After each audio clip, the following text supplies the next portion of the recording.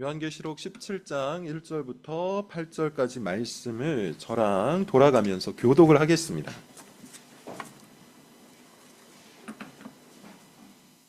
제가 먼저 1절 읽겠습니다. 또 일곱 대접을 가진 일곱 천사 중 하나가 와서 내게 말하여 이르되 이리로 오라. 많은 물 위에 앉은 큰 음녀가 받을 심판을 내게 보이리라.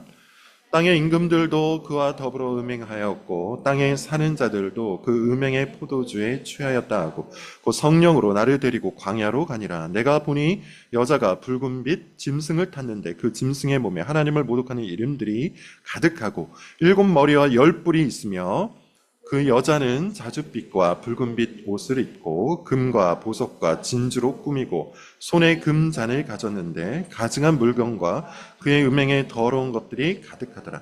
그의 이마에 이름이 기록되었으니 비밀이라 큰 바벨론이라 땅의 음료들과 가증한 것들의 엄이라 하였더라.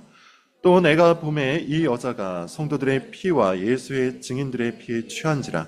내가 그 여자를 보고 놀랍게 여기고 크게 놀랍게 여기니 천사가 이르되 왜 놀랍게 여기느냐. 내가 여자와 그가 탄 일곱 머리와 열 뿔 가진 짐승의 비밀을 내게 이르리라. 내가 본 짐승은 전에 있었다가 지금은 없으나 장차 무적행으로부터 올라와 멸망으로 들어갈 자니 땅에 사는 자들로서 창세 이후로 그 이름이 생명책에 기록되지 못한 자들이 이전에 있었다가 지금은 없으나 장차 나올 짐승을 보고 놀랍게 여기리라. 아멘. 요한계시록 강해를 계속하고 있죠. 오늘은 36번째 시간입니다. 제목은 사탄의 나라는 무너지리라. 첫 번째입니다. 사탄의 나라는 무너지리라. 17장 18장의 말씀을 통해서 총 4번에 걸쳐서 같은 제목, 사탄의 나라는 무너지리라 라는 제목으로 주님의 말씀을 전하겠습니다. 오늘은 그 첫 번째입니다. 제가 요한계시록 강해 설교나 아니면 다른 강의를 통해서 종종 이야기했던 부분이 있죠. 우리는 사탄에 대해서 알아야 된다. C.S. 루이스가 이런 말을 합니다. 오늘날 사람들은 사탄에 대해서 두 가지 실수를 하고 있다. 첫 번째는 뭐냐? 사탄에 대해서 너무너무 두려워한다. 사탄이라는 존재, 귀신이라는 존재에 대해서 사람들이 지나치게 두려워한다는 것이죠. 이것이 첫 번째 실수라고 해요. 두 번째 실수도 있는데요. 두 번째 실수는 뭐냐 하면 사탄을 외면한다는 거죠. 사탄이라는 영적 실체, 사탄이라는 악한 세력은 분명히 존재합니다. 성경이 말하고 있기 때문이에요. 그럼에도 불구하고 현대인들은 오늘날 과학시대를 살아가고 있는 많은 사람들은 사탄이 존재하지 않는 것처럼 외면하고 거부하고 살아간다는 것이죠. 그러나 여러분, 이미 우리가 요한계시록 설교를 통해서 여러 번 살펴본 것처럼 사탄은 존재합니다. 실제합니다. 그리고 역사하고 있어요. 힘을 가지고 일을 하고 있다는 뜻입니다. 그런 의미에서 여러분, 우리는 사탄에 대해서 분명히 알아야 돼요. 특별히 요한계시록 맥락에서 사탄은 여러 가지 일들을 해요. 그래서 우리는 몇 가지를 알 필요가 있습니다. 첫 번째, 우리가 요한계시록 맥락에서 사탄에 대해서 알아야 되는 그 첫 번째는 뭐냐 하면 사탄은 존재하고 능력이 있으나 그리스도 이후 그 머리가 깨졌다는 것이죠. 요한계시록 12장에 나오는 내용입니다. 사탄은 예수 그리스도께서 탄생하지 못하도록 여러모로 막았으나 주님의 능력은 막을 수가 없었죠. 성령의 역사는 막을 수가 없었어요. 그래서 하나님의 아들 예수 그리스도께서 이 땅에 오셨고 십자가에 달려 죽으심으로 인해 사탄의 결정적 권세가 깨져나갔습니다. 머리가 깨져나간 거죠. 이것이 계시록을 통해서 우리가 알아야 됩니다. 그러므로 우리 믿는 자들은, 그리스도 안에 있는 모든 자들은 예수님께서 사탄에 대해서 승리하듯 우리 역시도 승리하였다는 사실을 믿어야 돼요. 그러므로 지나치게 두려워할 필요는 없습니다. 그럼에도 불구하고 요한계시록은 또한 사탄을 경계할 것을 이야기해요. 사탄을 경계하라. 왜냐하면 하나님께서 사탄에게 일정 기간 권세를 맡겨놓으셨기 때문이에요. 그래서 여러분 기억하실지 모르겠는데 요한계시록에 이런저런 표현들이 많이 있었죠. 무저경의 열쇠를 맡기었다. 무슨 뜻입니까? 악한 자들을 통치하고 다스릴 권세를 사탄에게 일부 주었다는 거예요. 또 붉은 용, 두 짐승 기억하실 겁니다. 뭐라 그랬죠? 붉은 용은 뱀, 곧 사탄을 의미한다 그랬죠. 그리고 사탄에 의해서 일어난 두 짐승은 이 세상을 통치하는 거짓 교훈, 세속적 가치관을 의미한다고 했어요. 요한계시록은 아니지만 에베소서 2장 1절 같은 데 보면 사탄을 가리켜 뭐라고 얘기합니까? 불순종의 아들들의 영, 공중의 권세 잡은 자라고 얘기하죠. 따라서 여러분, 우리는 사탄을 경계할 필요가 있습니다. 사탄은 하나님께 일정 기간 권세를 맡은 자예요. 공중의 권세 잡은 자입니다. 불순종의 아들들을 다스리고 통치할 권세를 가지고 있는 악한 영적 실체입니다. 사탄이 누굽니까? 그런 의미에서 우리는 사탄에 대해서 조금 알 필요가 있습니다. 성경은 사실 사탄에 대해서 많은 정보를 이야기하지 않아요. 왜냐하면 성경은 우리가 반드시 알아야 될 우리 주 예수 그리스도를 목적으로 기록되어 있기 때문입니다. 그러나 또한 우리가 알아야 될 여러 가지 지식에 대해서도 이야기를 하는데 그중 하나가 사탄입니다. 그래서 사탄에 대해서 우리가 알아야 될 몇 가지가 있어요. 첫 번째, 사탄은 자생적으로 태어나거나 스스로 만들어진 존재가 아니라 하나님의 피조물이죠. 하나님의 피조물로 하나님의 통치를 받았던 영적 세력입니다. 그러나 하나님께 반역한 영적 존재이기도 하죠. 그리고 여전히 불신 세상에서 힘을 가지고 자신의 거짓된 교훈을 퍼뜨리고 있는 존재예요. 이것이 성경이 말하는 겁니다. 요한복음 8장 44절을 보면 예수님께서 사탄에 대해서 명확하게 이렇게 증언을 하시죠. 사탄은 거짓의 아비다. 거짓말쟁이다. 사실 여러분, 이것이 사탄의 가장 큰 특징이에요. 사탄은 거짓말쟁이에요. 그저 거짓말쟁이가 아니라 모든 거짓의 아비예요. 모든 거짓말은 사탄으로부터 옵니다. 창세기 여러분 3장을 한번 기억을 해보실까요? 창세기 3장 인간의 타락이 기록된 성경 말씀인데 거기에서 뱀의 형상으로 찾아온 사탄이 하와를 꼬드길 때 어떤 말을 합니까? 하나님에 대해서 거짓말을 하죠. 인간에 대해서 거짓말을 합니다. 그리고 이 세상에 대해서 거짓말을 해요. 마치 하나님께서 자비롭지 못한 것처럼, 마치 하나님께서 복을 주실 수 없는 것처럼 하나님에 대해서 거짓말을 해요. 그리고 인간은 하나님이 될 수 있는 것처럼 인간에 대해서도 거짓말을 합니다. 이것이 사탄의 거짓말이에요. 사탄은 그런 의미에서 그저 거짓말을 하는 것이 아니라 신학적인 거짓말을 해요. 신학적인 거짓말. 진리를 왜곡한다는 겁니다. 진리를 오염시킨다는 거예요. 진리를 비틀어 버린다는 것이죠. 쉽게 말해서 이런 겁니다. 사탄은 쓸데없는 거짓말을 하지 않습니다. 그냥 자잘한 거짓말을 하지 않습니다. 사탄이 노리는 것은 아주 명확해요. 진리입니다. 진리를 왜곡하고 비틀고 오염시켜서 사람들이 하나님에 대해서, 자기에 대해서, 그리고 세상에 대해서 잘못된 교훈을 받기를 원해요. 그렇게 사탄은 거짓말로 자신의 나라를 세웁니다. 사탄의 나라는 거짓말 위에 세워져 있다는 것이죠. 사탄이 거짓말쟁이라는 것, 이게 왜 중요할까요? 이것을 아는 것이 왜 우리에게 꼭 필요할까요? 이 거짓말이 힘이 있기 때문이에요. 이것은 우리를 꽤 두렵게 만듭니다. 이것은 꽤 우리에게 많은 경계심을 요구합니다. 사탄의 거짓말에 힘이 있어요. 매력이 있어요. 그렇게 하와가 이 사탄의 거짓말에 넘어가게 된 거죠. 효능감이 있다는 겁니다. 그 거짓말을 받아들이게 되면 우리 삶이 변화된다는 거예요. 그 거짓말을 받아들이게 되면 우리의 욕망이 충족된다는 거예요. 그래서 사람들은 거짓말에 쉽게 휩쓸리죠. 예컨대 에덴 동산에서 사탄은 하와에게 어떤 거짓말을 한 겁니까? 선악을 알게 하는 나무의 실과를 먹으면 너의 눈이 밝아져서 너희가 지혜롭게 되어서 마치 하나님처럼 될 것이다. 얼마나 매력적인 말입니까? 지금보다 훨씬 더 나은 인간, 지금보다 훨씬 더 탁월한 능력, 지금보다 훨씬 더 훌륭한 삶이 보장될 것이다. 그런 의미에서 사탄의 거짓말은 근본적으로 내가 듣고 싶은 말입니다. 내 욕망을 자극하는 말입니다. 나의 부패한 심령을 이끌어내는 말이에요. 거짓말이 여러분 뭡니까? 거짓말에 대해서 우리는 잘 생각해야 되는데 기본적으로 진실을 왜곡하는 것이죠. 그뿐만 아닙니다. 거짓말은 진실에서부터 무엇인가를 삭제하거나 추가하는 것도 거짓말이에요.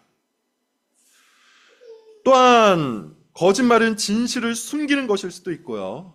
진실을 숨기기 위해 자기가 강조하고 싶은 것만 강조하거나 아니면 강조하고 싶지 않은 것을 은근히 빼는 거예요. 말 그대로 거짓말은 진실이 아닌 모든 것입니다. 스카펙이라는 심리학자가 있는데요. 아주 유명한 분인데 지금은 돌아가셨어요. 이분이 쓴 몇 가지 명저가 있는데 그 중에 하나, 거짓의 사람들이라는 책이 있습니다. 여러분께서 꼭 읽어보기를 권면합니다. 거기에 보면 거짓의 다양한 모습들이 기록되어 있어요. 거짓말을 하는 사람들의 모습, 그리고 왜 그들이 거짓말을 하는지 다양한 사례를 가지고 이야기합니다. 근데 이 책에서 핵심적으로 말하는 건 두 개예요. 첫 번째, 많은 사람들이 사랑을 빙자해서 거짓을 행한다는 것이죠. 자녀를 사랑하기 때문에, 배우자를 사랑하기 때문에, 친구를 사랑하기 때문에 그것을 빙자해서 거짓을 행하는데 이유가 뭐냐면 그 거짓말을 통해 그를 통제하기 위해서예요. 자기를 보호하기 위해서예요. 그렇게 거짓을 통해 남에게 책임을 전가하거나 그에게 의무를 부여하면서 자기화시켜 나간다는 거죠.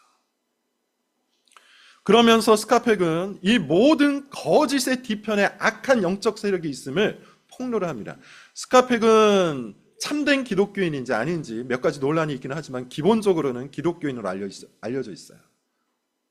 그런 그는 이 책에서 거짓의 뒤편에 악한 영적 세력이 있다라고 이야기를 해요. 그러면서 결론적으로 이렇게 얘기합니다. 기독교인은 누구인가? 기독교인은 진리를 탐구하는 자 아닌가? 기독교인은 진실을 추구하는 자 아닌가? 그렇게 기독교인은 평생을 진리를 추구하고 평생을 진리를 탐구해야 한다. 누구보다도 진리를 갈망해야 한다. 그 누구보다도 거짓과 맞서 싸워야 한다.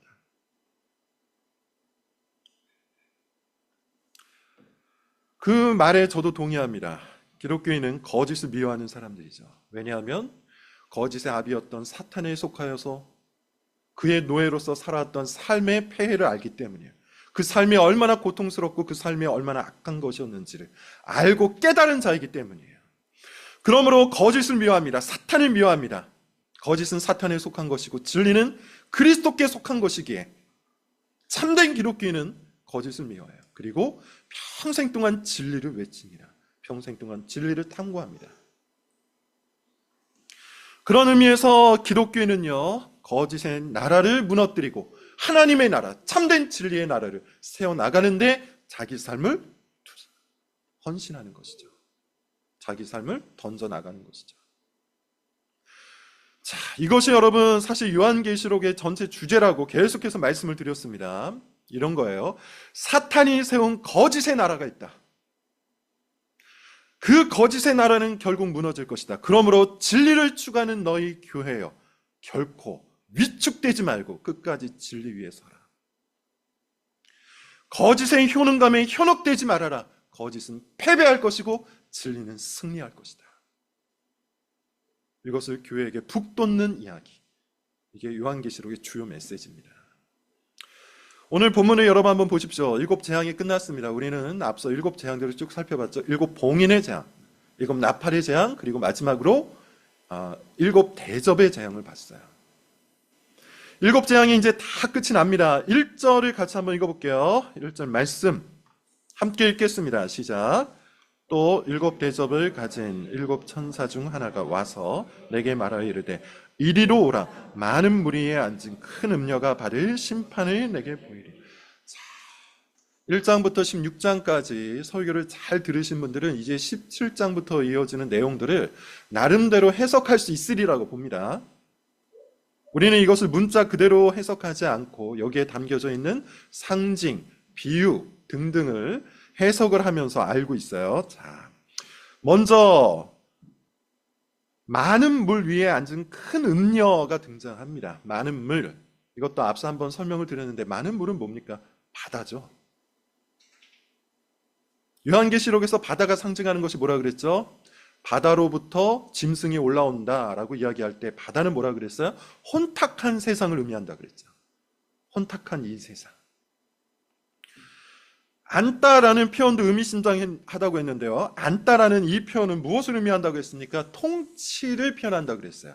당시 로마 황제가 보좌에 앉아서 온 세상을 통치했던 그 시절의 이야기입니다. 음녀는 그러면 누굴까요?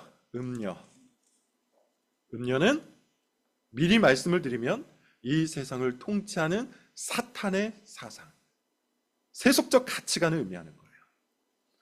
그러면 연결해 보면 여러분 뭘까요? 많은 무리에 앉은 큰 음녀는 이 세상을 통치하는 사탄의 사상, 사탄의 거짓말, 세속적 가치관을 의미하는 거겠죠. 그런데 이 사탄의 거짓 사상을 왜 음녀로 표현을 해놨을까요? 이것은 잠언에서 가지고 온 겁니다. 우리가 예배 시간 중간에 하나님의 권면으로서 잠언의 말씀을 많이 읽고 있는데, 잠언은 기본적으로 지혜에 관한 말씀이죠. 그리고 제가 이렇게 많이 해설을 드렸습니다. 잠언에서 지혜는 의인화되어서 표현되어 있다. 그래서 하나님의 지혜는 현숙한 아내로, 세상의 지혜는 음녀로 표현되어 있다. 그때 그 음녀가 여기에 음녀와 동일한 말입니다. 따라서 여기서 말하는 큰 음녀는 세상 지혜를 의미하는 거예요. 음녀의 특징이 여러분 뭐죠? 음녀의 특징은 사람을 거짓으로 꼬드겨서 속이는 겁니다. 그 욕망을 끌고 오는 겁니다. 거짓말을 통해서 그 욕망을 자극하여 자기가 원하는 대로 사람을 끌고 다니는 것, 이게 음녀의 특징이죠. 따라서 본문의 음녀는 아주 명확해요. 세상 지혜를 의미하는 것이고 사람들을 속여서 꼬시는 것을 의미하는 겁니다. 그런데 1절 뒷부분에 보면 뭐라고 얘기합니까? 이 음녀가 심판을 받는데요. 따라서 본문의 주제, 본문이 전하고자 하는 핵심적인 교훈이 이미 다 나왔어요. 뭡니까? 세속적인 가치관, 사탄이 만들어낸 거짓 교훈으로 세워진 그 나라가 심판을 받는다. 오늘 제목에서 얘기한 것처럼 사탄의 나라는 반드시 무너질 것이다. 자, 왜 이와 같이 본문은 시작을 할까요? 왜 이와 같이 큰 음녀에 대해서, 세상 지혜에 대해서, 세속적인 가치관에 대해서 심판을 예언하며 오늘 본문이 이야기를 할까요? 세상이 전부 이 음녀에게 현혹되었기 때문이에요. 자, 2절 말씀을 같이 한번 읽어볼게요. 오늘 본문 2절 말씀입니다. 자, 같이 한번 읽어보겠습니다. 시작. 땅의 임금들도 그와 더불어 음행하였고 땅에 사는 자들도 그 음행의 포도주에 취하였다. 자, 땅이라는 이 단어도 그냥 문자적인 의미에서의 땅이 아니고 뭘 의미한다 그랬어요? 세상을 의미한다 그랬죠? 하늘과 대비되는 단어입니다. 하늘이 하나님의 나라를 뜻한다면 땅은 이 세상 나라를 뜻하는 거예요. 그러면 임금은 누구를 의미하는 걸까요? 이 땅을 대표하는 지도자들을 의미하는 겁니다. 땅에 사는 자들은 그의 통치를 받고 있는 모든 백성들을 의미하는 거예요. 그럼 뭐라고 얘기합니까? 땅의 임금들이 그와 더불어 음행했다. 음녀와 음행했다 라는 말은 무슨 뜻일까요? 이 세속적인 가치관, 사탄이 만들어낸 거짓된 교훈을 받아들였다는 얘기죠. 그리고 땅에 사는 자들도 그 음행의 포도주에 취하였다. 마찬가지입니다. 그 거짓된 교훈, 사탄의 거짓말에 이 세상에 속해 있는 모든 불신자들이 현혹되었다는 얘기예요. 세상 지혜를 받아들였다는 겁니다. 여러분, 이쯤에서 우리는 우리가 살아가고 있는 이 세상에 대한 지혜를, 진리를, 지식을 알 필요가 있어요. 세상에 대해서 우리는 두 가지 스탠스를 취해야 되는데, 첫 번째는 이겁니다. 여전히 이 세상은 하나님의 세상이라는 것, 하나님의 통치가 있다는 것, 이것을 믿어야 돼요. 여전히 이 세상에는 하나님의 일반 계시, 일반 은총이 있습니다. 그래서 우리는 이 세상 가운데서 하나님의 선물을 보고 그것을 즐길 수 있어요. 예컨대 푸른 하늘을 보고 흰 구름을 보고 그리고 아름다운 동산들을 보면서 우리는 기뻐하고 즐거워할 수 있습니다. 하나님이 우리에게 주신 선물들이에요. 그리고 아름다운 문학 작품 같은 것들을 읽으면서 그 안에서 보람도 느끼고 기쁨도 느끼고 또 슬픔도 느낄 수 있어요. 이 세상에는 하나님의 선물이 가득합니다. 우리는 그것을 일부 긍정할 수 있습니다. 그럼에도 불구하고 두 번째, 이 세상을 이끌고 나아가는 사상, 철학, 가치관은 사탄의 것이라는 사실을 잊지 말아야 돼요.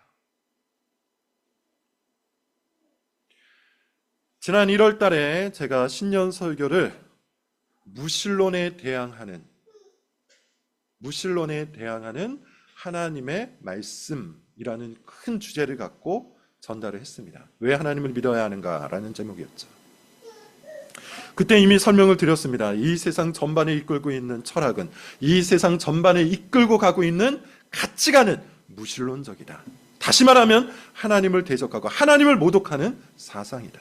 음녀의 것이에요. 세상의 지혜예요. 그런 의미에서 여러분, 이 세상을 살아가고 있는 우리는 하나님의 선물을 잘 분별해서 즐길 필요도 있지만 동시에 경계할 필요도 있는 것이에요. 세속적인 가치관, 세상적인 지혜, 이 세상 철학, 하나님을 대적하여 높아진 모든 이론을 분별할 필요가 있다는 겁니다. 왜 그렇습니까? 이 세상 지혜는 그저 자연스러운 지혜가 아니라 그 뒤편에 역사하는 악한 영적 세력이 있기 때문이에요. 이 세상 지혜는 기독교적 진리와 조금 다른 정도가 아닙니다. 기독교적 가치관을 적대하는 사탄의 거짓말입니다. 본문을 한번 볼까요? 3절부터 5절입니다. 3절부터 5절 조금 길지만 다 같이 의미를 되새기면서 읽어보겠습니다. 같이 읽습니다. 시작. 곧 성령으로 나를 데리고 광야로 가니라. 내가 보니 여자가 붉은빛 짐승을 탔는데 하나님을 모독하는 이름들이 가득하고 7머리와 10뿔이 있으며 그 여자는 자줏빛과 붉은빛 옷을 입고 금과 보석과 진주로 꾸미고 손에 금잔을 가졌는데 가증한 물건과 그의 음행에 더러운 것들이 가득하더라. 그의 이마에 이름이 기록되었으니 비밀이라 큰 바벨론이라 땅의 음녀들과 가증한 것들의 어미라 하였더라. 자, 뭐라고 얘기합니까? 성령이 사도 요한을 데리고 광야로 갑니다. 거기에서 보았더니 그 여자가 무엇을 타고 있어요? 붉은빛 짐승을 타고 있어요. 그 짐승의 몸에 뭐가 가득합니까? 하나님을 모독하는 이름들이 가득하다고요. 그리고 7머리와 10뿔이 있다고 합니다. 4절을 보시면 그 여자는 자줏빛과 붉은빛 옷을 입고 금과 보석과 진주로 꾸미고 손에 금잔을 가졌는데 가증한 물건과 그의 음행에 더러운 것들이 가득하다고 이야기를 합니다. 어떻습니까? 음력, 그 여자가 누구라고 했죠? 사탄의 가치관, 사탄의 거짓 교훈을 의미한다 그랬죠. 그런데 그가 탄 붉은 말에는 무엇이 기록되어 있어요? 하나님을 모독하는 이름들이 가득 기록되어 있어요. 이 여자를 묘사하기 자줏빛과 붉은빛 옷을 입고 있다고 하는데 이것은 무엇을 의미하는 걸까요? 요한계시록 맥락에서 말씀을 드리면 기독교인들, 예수 그리스도의 증인들을 박해하는 형상이에요. 그의 피가 옷에 젖어 있는 거예요. 그리고 그가 무엇으로 꾸미고 있습니까? 금과 보석과 진주로 꾸미고 손에 금잔을 가지고 있대요. 이건 뭡니까? 세상 지혜가 불러오는 부귀 영화를 의미하는 것이죠. 요한계시록에 등장했던 7교회들은 어떤 유혹에 항상 시달렸다고 했어요? 로마 황제 숭배 사상이라는 거짓 교훈에 시달렸다고 했죠. 이 숭배 사상에 엎드려 절을 하게 되면은 증명서를 발급받는데 그 증명서를 통해서 상인 조합에 가입할 수가 있고 그것을 통해서 상업 활동을 할 수 있다고 그랬어요. 그리고 그 증명서를 발급받기 위해서는 가이사는 나의 주님입니다 라고 고백을 해야 한다고 그랬는데 오직 그리스도인들만 그것을 거부했다고 했어요. 왜입니까? 그리스도인의 주님은 예수 그리스도밖에 없기 때문이에요. 그래서 그들은 가이사는 나의 주님이 아니요 오직 그리스도만 나의 주님입니다 라고 고백하며 모든 경제적인 활동이 묶여버립니다. 궁핍과 가난 속에 살아갔다고 했죠.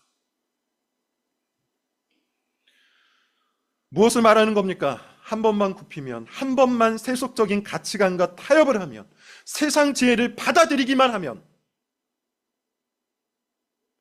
이 여인이 입고 있는 옷을 내가 입을 수 있고, 이 여인이 가지고 있는 금과 진주를 소유할 수 있고, 이 여인이 소유하고 있는 금잔을 얻을 수가 있는데 참된 기독교인들은 그 모든 것들을 거부했다는 것이죠. 그 이야기를 하고 있는 겁니다. 중요한 것은 뭐죠? 이 세상 지혜가 그저 또 다른 사상, 또 다른 진리 중 하나가 아니라 하나님을 대적하는 세상 지혜라는 거예요. 세상 지혜는 기본적으로 하나님의 지혜를 조롱합니다. 세상 지혜는 기본적으로 하나님의 지혜를 우습게 여깁니다. 세상 지혜는 기본적으로 하나님의 지혜가 아무것도 아닌 양 취급합니다. 5절에 한번 보십시오. 5절에 조금 더 그 정체가 정확히 나오는데 그의 이마에 이름이 기록되어 있어요. 그가 누굽니까? 여인 음녀예요. 이름이 기록되어 있는데 이렇게 말합니다. 비밀이라 큰 바벨론이라 땅의 음녀들과 가증한 것들의 어미라 하였더라. 바벨론이래요. 바벨론. 우리가 여러분 이미 살펴봤어요. 바벨론은 요한계시록 맥락에서 뭘 말한다 그랬죠? 세상을 의미한다 그랬잖아요. 세상 가치관을 의미한다 그랬잖아요.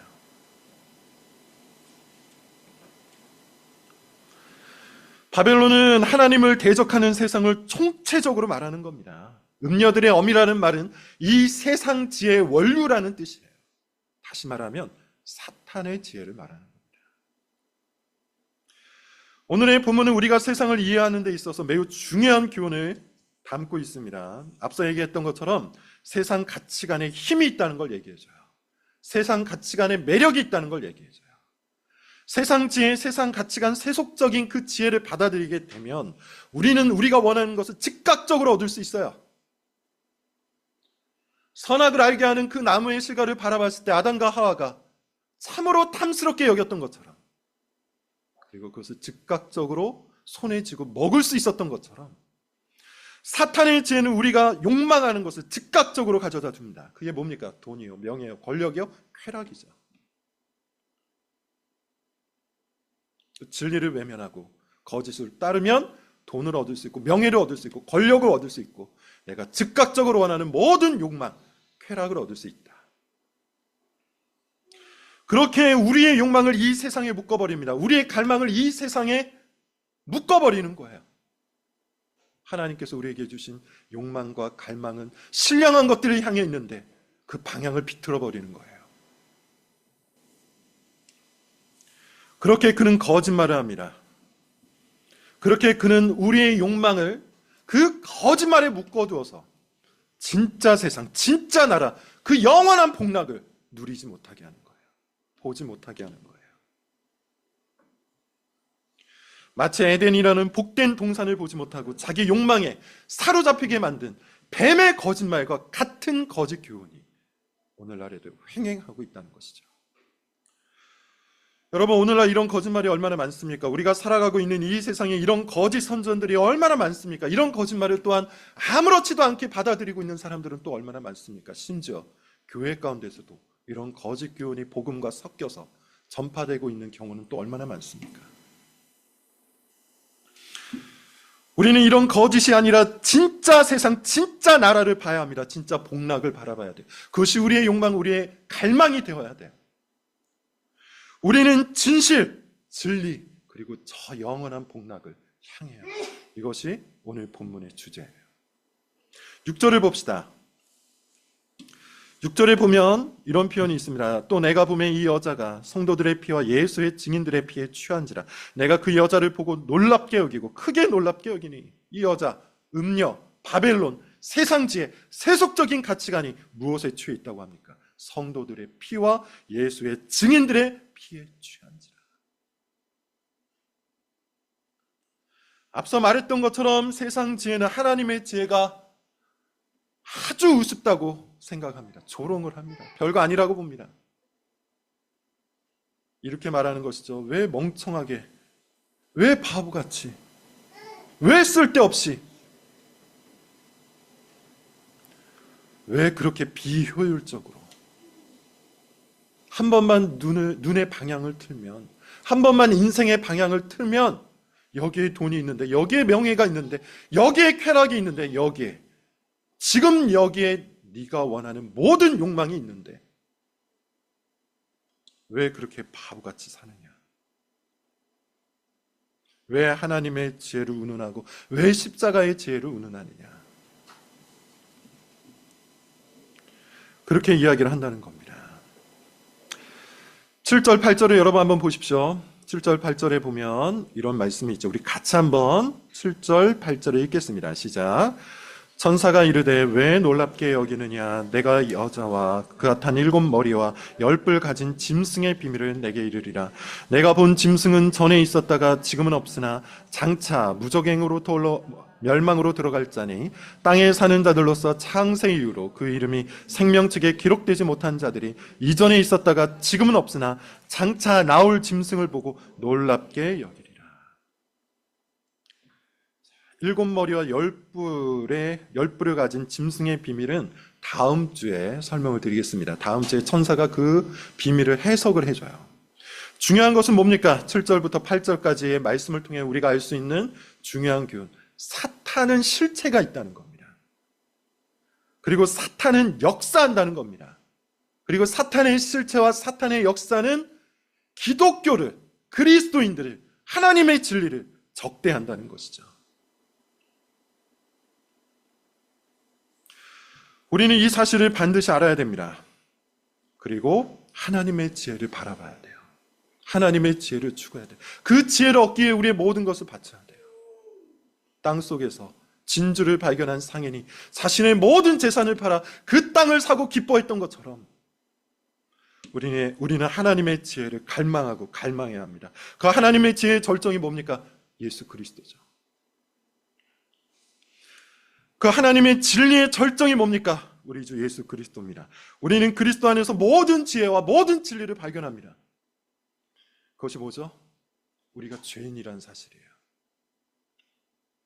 우리는 죄인이기에 무지하고 무능합니다. 그래서 은혜가 필요해요. 그래서 도우심이 필요해요. 그래서 자비가 필요한 거죠. 그래서 우리에게는 구원자가 절대적으로 필요합니다. 그 은혜와 자비와 구원 누굽니까? 예수 그리스도예요. 구원자이신 하나님의 독생자 예수 그리스도는 우리를 위해서 십자가에서 희생 제물이 되었습니다. 이것이 하나님의 지혜요 하나님의 진리예요. 그 안에 있는 자, 믿음으로 그 안에 있는 모든 사람들은 구원을 얻어요. 이 진리는 오늘도 내일도 우리의 모든 것입니다. 믿음으로 이 진리 안에 거하는 자는 그리스도를 왕으로 삼습니다. 그리스도를 나의 주님으로 믿습니다. 그리고 온몸으로 그분의 통치를 받아들입니다. 그분의 나라와 그분의 의를 갈망합니다. 이 땅의 욕망에 묶여서 이 세상의 가치관만을 따르는 것이 아니라 눈을 들어 이 세상 너머에 있는 진정한 복락을 갈망합니다. 그러면서 이 세상과 저항하며 싸우는 것이죠. 이것이 우리의 진리, 우리의 진실, 우리의 지혜입니다.